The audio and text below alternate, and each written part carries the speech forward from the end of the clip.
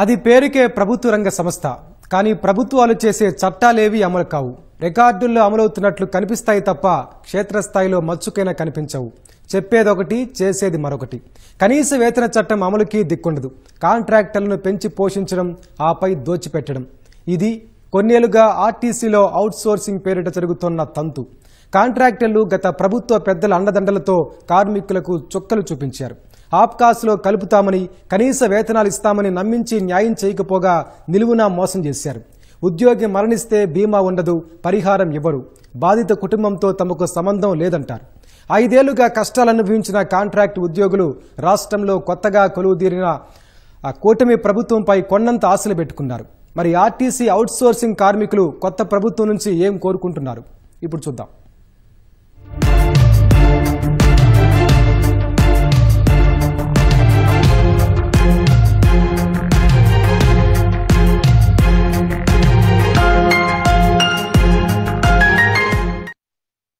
రాష్ట్ర రోడ్డు రవాణా సంస్థ ఏపీఎస్ఆర్టీసీలో సుమారు 18,000 మంది అవుట్సోర్సింగ్ సిబ్బంది విధులు నిర్వహిస్తున్నారు.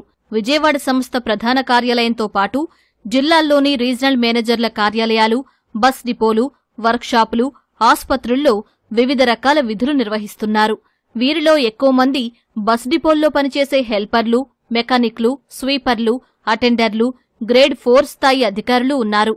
అద్దె బస్సుల యజమానుల ద్వారా పనిచేస్తున్న వేలాది మంది కాల్ డ్రైవర్లు సైతం ఉన్నారు. అన్స్కిల్డ్, సెమీ స్కిల్డ్, స్కిల్డ్ కేటగిరీలుగా విభజించి అనుభవం బట్టి వేతనాలు నిర్ణయించారు. కీలకమైన విభాగాల్లో పనిచేస్తున్న వీరంతా సంస్థను ప్రగతి పథంలో నడిపించడంలో ఎంతో కృషి చేస్తున్నారు. ఏళ్లుగా సంస్థనే నమ్ముకుని చెమటోడ్చి రేయింబవళ్లు కష్టపడి పనిచేస్తున్న వీరికి వేధిస్తున్న ఒకే సమస్య వేతనాలు. కొండంత కష్టానికి వీరు అందుకునేది పిసరంతే. అంతంత మాత్రం వేతనాలతోనే కుటుంబాలను పోషిస్తున్నారు. తమ వేతనాలు పెరగకపోవా, తమ కష్టాలు తీరకపోతాయా అని ఆశతో ఎదురుచూస్తున్నారు. అవుట్సోర్సింగ్లో నియమితులైన వీరు కష్టపడి పనిచేయడంతో పాటు నైపుణ్యంలోనూ రెగ్యులర్ ఉద్యోగులకు ఏమాత్రం తీసిపోరు. రెక్కలు ముక్కలయ్యేలా పనిచేసినా వీరికి వచ్చేది అంతంతే. కాంట్రాక్టర్ల దయాదాక్షిణ్యాలపైనే కొలువులు ఆధారపడి ఉంటాయి. ఇదే పనిచేసే రెగ్యులర్ ఉద్యోగికి నెలకు ఇచ్చే జీతంలో 10% కూడా వీరికి ఇవ్వడం లేదు. నెల మొత్తం చెమటోడ్చి పనిచేసినా వచ్చే జీతం 10,000 కూడా దాటటం లేదంటున్నారు అవుట్సోర్సింగ్ ఉద్యోగులు.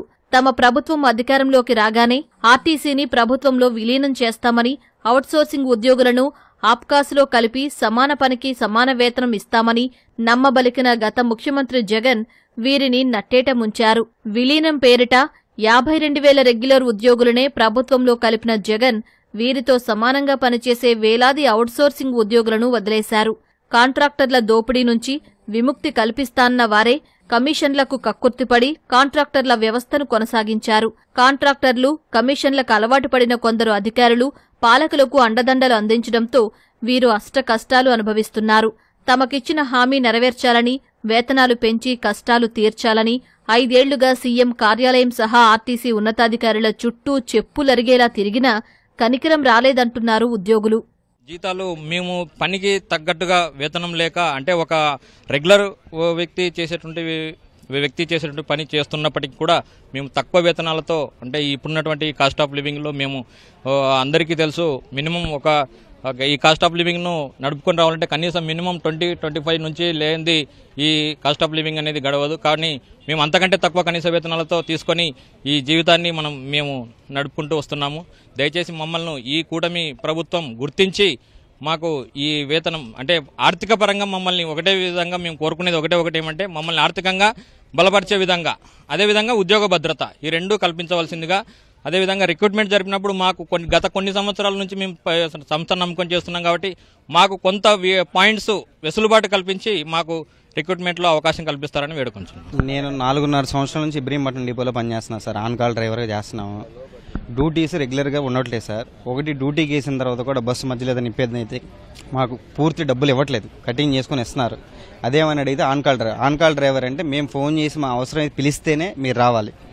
ఒకటి మాకు ఐడెంటిటీ కార్డర్స్ అనేది లేవు సార్, రూట్ పాస్ అనేది లేదు.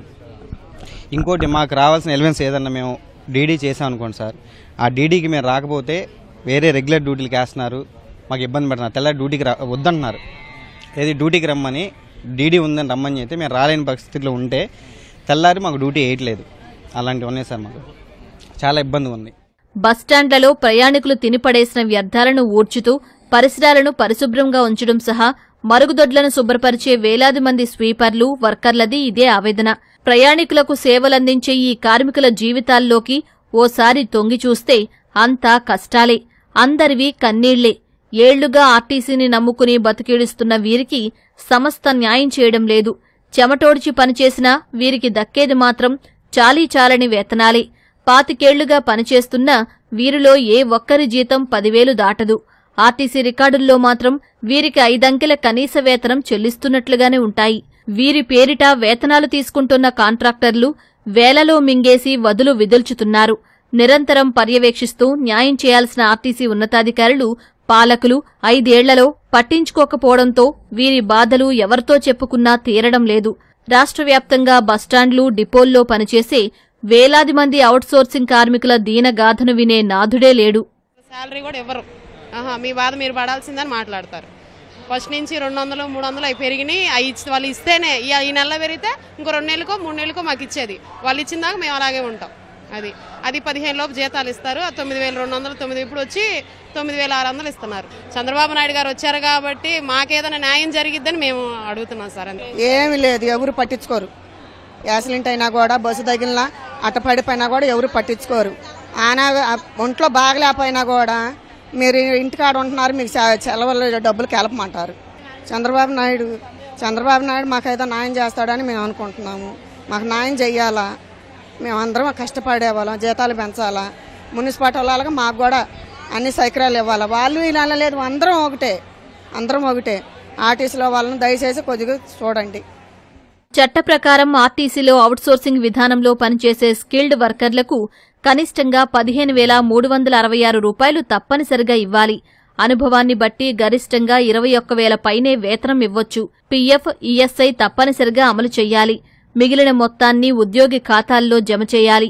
25 ఏళ్లకు పైగా పనిచేసిన అనుభవం ఉన్న ఈ వేతన జీవులకు ఇవేమీ వర్తించడం లేదు. ఒక్కో కార్మికుడి వేతనం నుంచి కమిషన్ పేరిట కాంట్రాక్టర్లు 4,000 ఆ పైనే కోత పెడుతున్నారు. మిగిలిన వేతనాన్ని నగదు రూపంలో ఇస్తూ నిలువు దోపిడీ చేస్తున్నారు. 25 ఏళ్లు అనుభవం ఉన్న కార్మికులు సైతం తీసుకుంటున్న వేతనం 10,000 దాటడం లేదంటే పరిస్థితి ఎంత దారుణంగా ఉందో అర్థం చేసుకోండి. ఈఎస్ఐ లేకపోవడంతో ఏదైనా అనారోగ్యం బారిన పడినా, ప్రమాదం బారిన పడి ప్రాణాలు కోల్పోయినా పరిహారం రాని దుస్థితి నెలకొంటోంది. ఆన్ డ్యూటీలో ప్రమాదాల్లో ప్రాణాలు కోల్పోయినా కాంట్రాక్టర్ పక్కకు తప్పుకుంటున్నారు. సంస్థ, ప్రభుత్వం పట్టించుకోవడం లేదు. కుటుంబాలను పట్టించుకునే నాథుడే ఉండరని ఆవేదన వ్యక్తం చేస్తున్నారు. గత ఏడాది విజయవాడ బస్టాండ్లో బస్సు దూసుకువచ్చి ఓ పొరుగు సేవల ఉద్యోగి దుర్మరణం పాలైతే ఎవరూ పట్టించుకోలేదు. కర్నూలు డిపోలో చనిపోయిన మెకానిక్ కుటుంబానిది ఇదే పరిస్థితి. రాష్ట్ర వ్యాప్తంగా ఉన్న అన్ని డిపోలు, వర్క్షాపులు, బస్టాండ్లలో పనిచేసే వేలాది మంది చిరుద్యోగులది ఇదే దుస్థితి. డిపోల్లో తగిన రక్షణ పరికరాలు ఇవ్వాల్సి ఉన్నా పట్టించుకోకపోవడంతో ప్రమాదాల్లో ప్రాణాలు కోల్పోతున్నారు. బాధిత కుటుంబాల కన్నీరు చూసిన తోటి ఉద్యోగులే తలా ఇంత చొప్పున వేసుకుని విరాళాలుగా వసూలు చేసి మృతుల కుటుంబాలకు ఆర్థిక సాయం అందిస్తున్నారు. ఏపీఎస్ఆర్టీసీలో 3 రకాలైన అవుట్సోర్సింగ్ ఉద్యోగులు ఉన్నారు. మొదటిది గ్యారేజ్ సంబంధించిన అవుట్సోర్సింగ్ ఉద్యోగులు, డేటా ఎంట్రీ ఆపరేటర్స్ ఎవరైతే ఆఫీసులో పనిచేస్తున్నారు. ఈ అవుట్సోర్సింగ్ ఈ ఆంధ్రప్రదేశ్లో కాకుండా ఎక్కడా లేని విధంగా ఆర్టీసీలో డ్రైవర్ కేటగిరీలో ఆన్కాల్ వ్యవస్థ డ్రైవర్స్ పనిచేస్తున్నారు. ఈ 3 రకాల ఉద్యోగులు ఎవరైతే ఉన్నారో వాళ్ళందరికీ కూడా ప్రభుత్వ పరంగా ఏదైతే వేతనాలు ఏదైతే ఆప్కాస్ ద్వారా చెల్లిస్తున్నారో ఆప్కాస్లో వీళ్ళు లేరు కాబట్టి ఆర్టీసీ ఏదైతే వేతనాలు చెల్లిస్తున్నారో కాంట్రాక్ట్ వ్యవస్థ రద్దు చేసి ప్రభుత్వ జీవోల ప్రకారం వీళ్ళందరికీ వేతనాలు సంస్థపరంగా చెల్లిస్తే ఉద్యోగులందరికీ కూడా వాళ్ళకి రావాల్సిన వేతనం అందుతుందని సందర్భంగా భావిస్తున్నాము. ప్రధానంగా ఈరోజు ఏపీఎస్ఆర్టీసీ సంస్థలో పనిచేస్తున్నటువంటి వివిధ కేటగిరీలకు సంబంధించినటువంటి అవుట్సోర్సింగ్ సిబ్బంది వాళ్ళ సమస్యలు చూస్తే చాలా వర్ణాతీతం.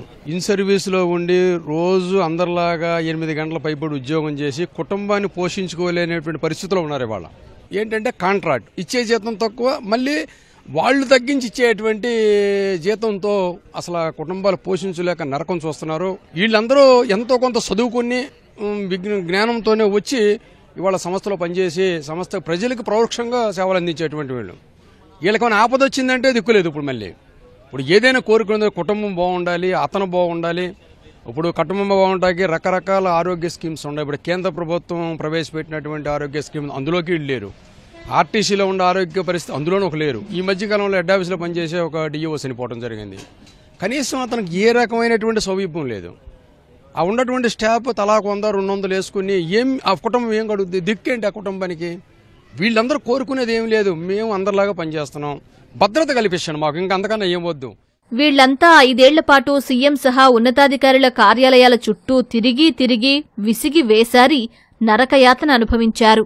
ఇప్పుడు రవాణా శాఖ మంత్రి మండిపల్లి రాంప్రసాద్ రెడ్డిని ప్రభుత్వ పెద్దలను కలిసి తమ గోడు వెళ్లబోసుకున్నారు. కుటుంబాలు పోషించుకోలేక కష్టాలు పడుతున్నట్లు ఆవేదన వ్యక్తం చేస్తున్నారు. 16 ఏళ్ల క్రితం కార్మిక శాఖ నిర్ణయించిన కనీస వేతనాలను పెంచాలని కూటమి ప్రభుత్వాన్ని ఆర్టీసీలోని వేలాది మంది ఔట్సోర్సింగ్ ఉద్యోగులు కోరుతున్నారు. ఆర్టీసీ పేరుకు ప్రభుత్వ రంగ సంస్థ అయినా క్షేత్రస్థాయిలో కనీస వేతన చట్టం అమలుకు నోచుకోకపోవడంపై విమర్శలు వినిపిస్తున్నాయి. చట్టాలని పటిష్టంగా అమలు చేసి కింది స్థాయిలో కష్టపడి పనిచేసే వేతన జీవులను కనికరించి న్యాయం చేయాలని ప్రభుత్వాన్ని కోరుతున్నారు. గత ప్రభుత్వంలో జరిగిన తప్పులు సరిదిద్ది తమ జీవితాల్లో వెలుగులు ప్రసరింపజేయాలని వేలాది మంది చిరుద్యోగులు సీఎం చంద్రబాబును వేడుకుంటున్నారు. తద్వారా ఆర్టీసీని మరింత ప్రగతి పథంలో నడిపించేలా తోడ్పాటు అందించాలని కోరుకుంటున్నారు.